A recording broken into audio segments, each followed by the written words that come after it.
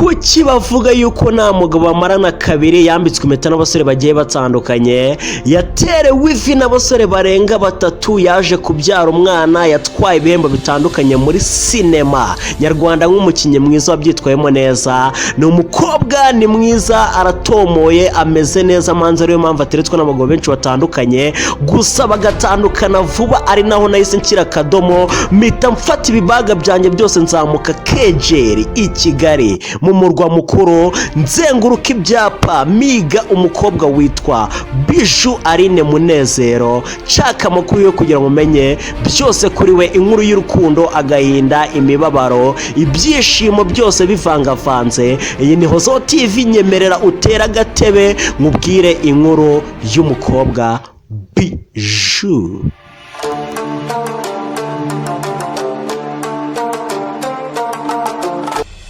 Bijou niko benshi mwamumenye kubera filime yabamenye y'uruhererekane inyura kuri YouTube, gusa amazina yewe yiswe n'ababyeyi yitwa Aline Munezero.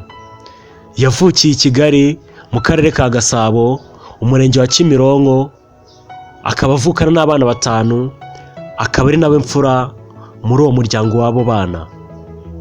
Bijou cyangwa se umwitse Aline ni umukobwa wakuze akunda gukora, agira umurava, agira n'ubwitange, kandi akunda gufasha, yewe yabona n'umuntu babaye akumva yamufasha igihe afite ubushobozi bwo kumufasha. Kwiga primary, dega wamenya cyangwa se ikosa yigeze gukora rikomeye cyane agakubitwa, ni igihe umusore yari yamwandikiye biganaga muri primaire, isakaza gufata urupapuro rwiwe bari bamwandikiye ruti narakwihebeye, uri umutima wanjye wose, nyemerera uzambere umugore. Akuramo impeta arayimwambika. Icyo gihe byari kuwa 5. Icyo gihe rero Bijou ntago yaje gutindiganya nawe kuri Instagram, ahise akubita iretire y'agatangaza. Yari iretire yuje ubwiza bw'amagambo arimo imitoma itomoye, aho yagiraga ati uru rukundo ni inzozi, uri inzozi, igisubizo cy'amasengesho yanjye, uri ikimenyetso cy'ubwiza bw'Imana kuri njye, nzarinda iyi impano byiteka, nta wundi tuzamarana igihe cy'ubuzima sigaje kuri iyi si.